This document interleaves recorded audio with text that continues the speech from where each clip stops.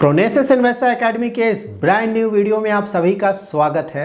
हम जब भी म्यूचुअल फंड स्कीम्स में अपना इन्वेस्टमेंट करते हैं तो वो करते हैं रिटर्न्स के लिए। दैट्स वाई इस वीडियो में मैं जो top small cap fund select करूंगा उसका सिलेक्शन क्राइटेरिया होगा पास्ट रिटर्न्स। सो पास्ट रिटर्न्स के आधार पे हम कुछ top small cap fund select करेंगे और फिर उनका डिटेल्ड एनालिसिस करेंगे, जिसके बेसिस पे हम ये डिसाइड कर पाएंगे कि out of these small cap funds हमारे इन्वेस्टमेंट के लिए कौन सा स्मॉल कैप फंड बेस्ट है।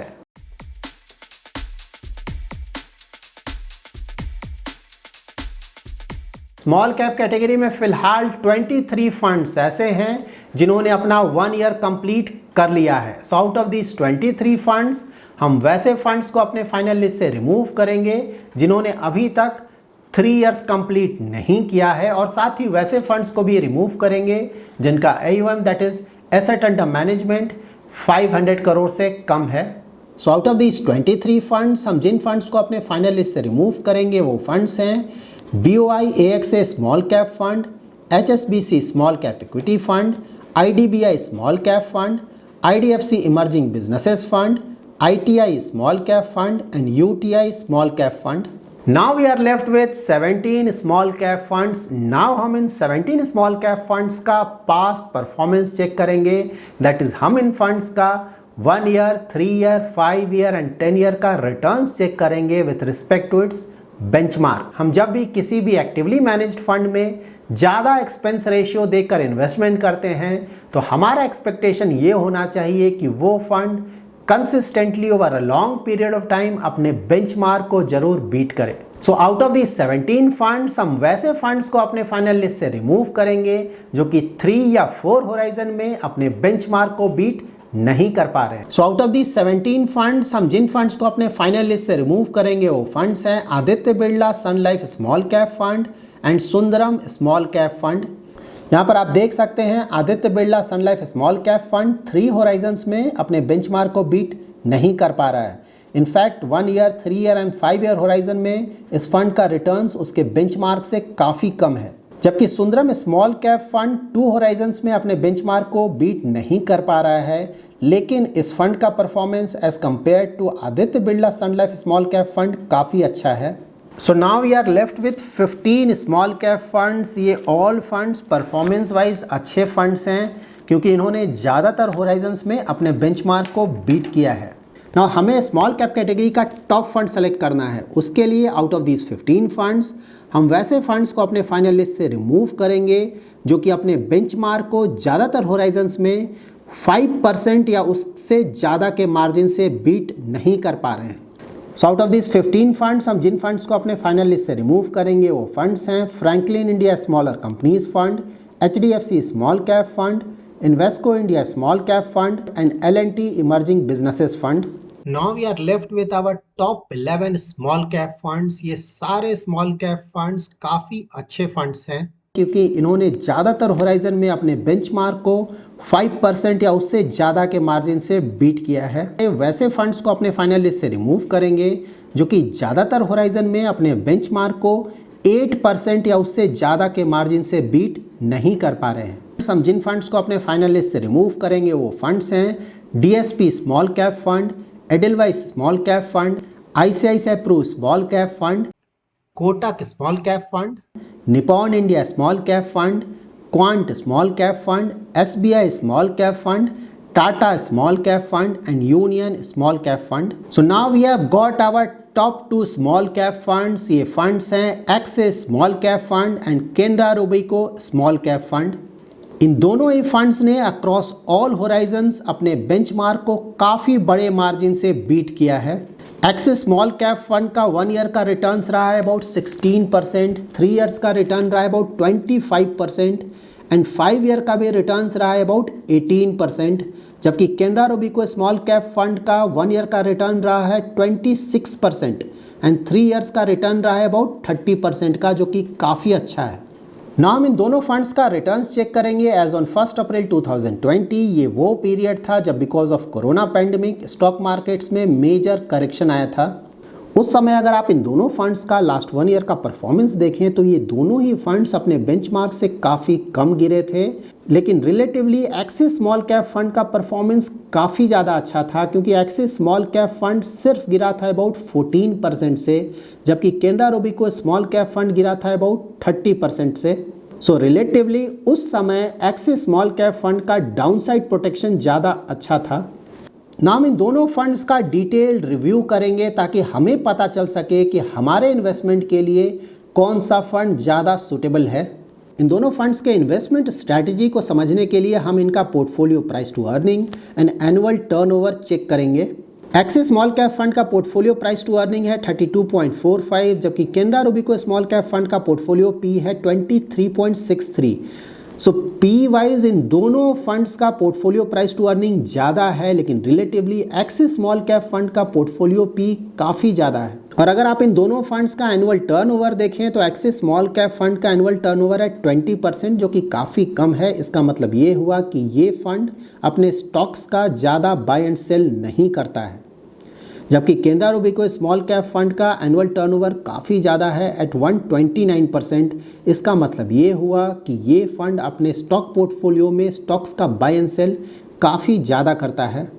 अब जब भी किसी भी फंड का पोर्टफोलियो पी या फिर एनुअल टर्नओवर चेक करें तो ये ध्यान में रखें कि किसी भी फंड का पी ज़्यादा है या फिर कम है, सिमिलरली एनुअल टर्नओवर कम है या ज़्यादा है, इससे हमें ये पता नहीं चलता है कि वो फंड अच्छा है या ख़राब है। इन दोनों ही पैरामीटर से सिर्फ हमें उस फंड के इन्वेस्टमेंट स्ट्रैटेजी का पता चलता है। तो अगर किसी फंड का पोर्टफोलियो पी काफ़ी ज़्यादा है और एनुअल टर्नओवर भी काफ़ी ज़्यादा है, फिर भी अगर वो फंड लॉन्ग टर्म में कंसिस्टेंटली अच्छा परफॉर्मेंस दे रहा है तो ऑफ कोर्स उस फंड को अच्छा माना जाएगा। सिमिलरली अगर किसी फंड का पोर्टफोलियो पी काफ़ी कम है और एनुअल टर्नओवर भी काफ़ी कम है, लेकिन अगर उसका परफॉर्मेंस लॉन्ग टर्म में कंसिस्टेंटली अच्छा नहीं है तो ऑफ कोर्स उस फंड को अच्छा नहीं माना जाएगा। एक्सिस स्मॉल कैप फंड के फंड मैनेजर हैं मिस्टर अनुपम तिवारी, जो कि इस फंड को अक्टूबर 2016 से मैनेज कर रहे हैं। मिस्टर तिवारी सीए हैं और एक्सिस म्यूचुअल फंड से पहले इन्होंने principal mutual fund, Reliance life insurance और रिलायंस एमएफ में भी काम किया है। Canara Robeco small cap fund को 2 फंड मैनेजर्स मैनेज करते हैं, मिस्टर अजय खांडेलवाल जो कि इस फंड को दिसंबर 2021 से मैनेज कर रहे हैं, और मिस्टर श्रीदत्ता जो कि इस फंड को अक्टूबर 2019 से मैनेज कर रहे हैं।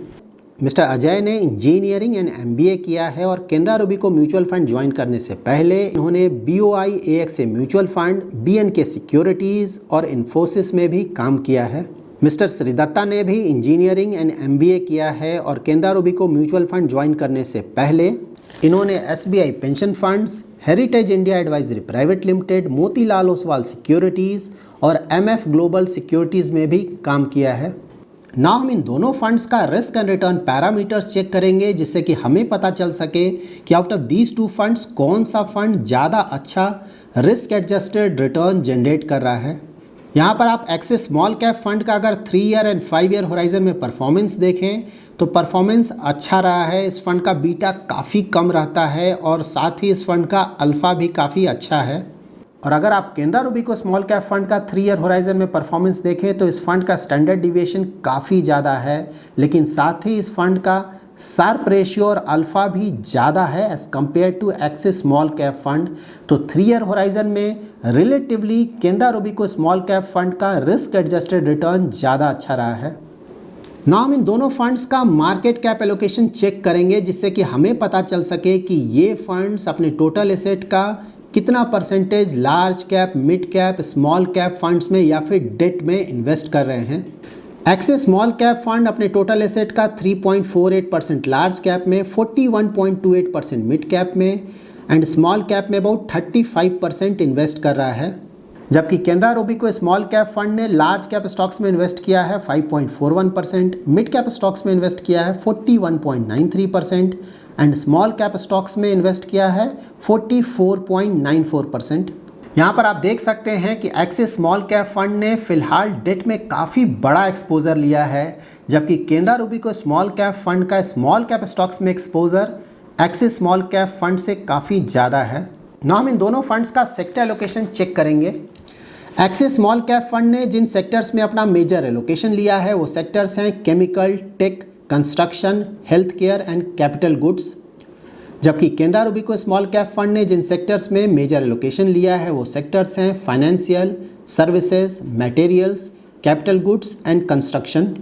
नाउ हम इन दोनों फंड्स का स्टॉक पोर्टफोलियो चेक करेंगे। एक्सिस स्मॉल कैप फंड ने जिन स्टॉक्स में अपना मेजर एक्सपोजर लिया है वो स्टॉक्स हैं Galaxy surfactants, Narayana, brigade enterprises, fine organic and Birla soft. जबकि Canara Robeco small cap fund ने जिन स्टॉक्स में अपना मेजर एक्सपोजर लिया है वो स्टॉक्स हैं सॉफ्टलर India, KPR Mills, Can Fin Homes, VR Logistics and Persistent Systems. Axis small cap fund ने अपने टॉप 10 स्टॉक्स में अपने टोटल एसेट का अबाउट 33% इन्वेस्ट किया है, जबकि Canara Robeco small cap fund ने अपने टोटल एसेट का अपने टॉप 10 स्टॉक्स में अबाउट 24% इन्वेस्ट किया है।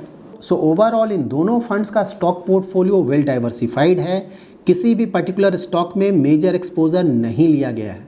अभी तक हमने इन टॉप 2 फंड्स का जो डिटेल्ड एनालिसिस किया है उससे ये पता चलता है कि परफॉर्मेंस वाइज ये दोनों फंड्स अच्छे फंड्स हैं और साथ ही इनका market cap allocation, sector allocation और स्टॉक पोर्टफोलियो भी अच्छा है। लेकिन साथ ही इन दोनों फंड्स में कुछ मेजर डिफरेंसेस भी हैं। Like Canara Robeco small cap fund का स्मॉल कैप कैटेगरी में एक्सपोजर ज़्यादा है और साथ ही एक्सिस स्मॉल कैप फंड का अगर आप मार्केट कैप एलोकेशन देखें तो उन्होंने अभी भी अबाउट 20% डेट में इन्वेस्ट किया है। इसका मतलब ये हो सकता है कि एक्सिस म्यूचुअल फंड शायद ये एक्सपेक्ट कर रहा है कि मार्केट्स में और भी करेक्शंस आएंगे और जब ये करेक्शंस आएगा तो वो अच्छे वैल्यूएशंस पे अपना इन्वेस्टमेंट कर पाएंगे। और साथ ही एक्सिस स्मॉल कैप फंड का डाउनसाइड प्रोटेक्शन काफ़ी अच्छा रहा है, उनका एनुअल टर्नओवर भी काफ़ी कम रहता है, लेकिन उनका price to earning ratio that is portfolio price to earning काफ़ी ज़्यादा है। जबकि Canara Robeco small cap fund का एनुअल टर्नओवर तो काफ़ी ज़्यादा है, लेकिन इनका price to earning ratio as compare to Axis small cap fund काफ़ी कम है। So basis your goals, risk profile and investment horizon आप किसी भी एक फंड को अपने पोर्टफोलियो में ऐड कर सकते हैं। यहाँ पे once more I am repeating, although हमने इन 2 फंड्स को सेलेक्ट किया है यहाँ पर, लेकिन इसका मतलब ये नहीं है कि जो रेस्ट के स्मॉल कैप कैटेगरी के फंड्स हैं वो अच्छे फंड्स नहीं हैं।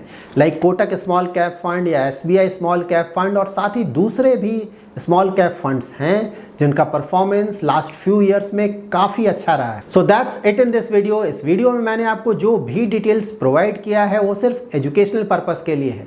अगर आप कोई फंड खरीदना या बेचना चाहते हैं तो आप खुद का रिसर्च ज़रूर करें और अगर आपको ये वीडियो पसंद आया है तो ज़रूर लाइक एंड शेयर करें और अगर अभी तक आपने हमारा YouTube चैनल सब्सक्राइब नहीं किया है तो ज़रूर सब्सक्राइब करें। Thanks lot for watching.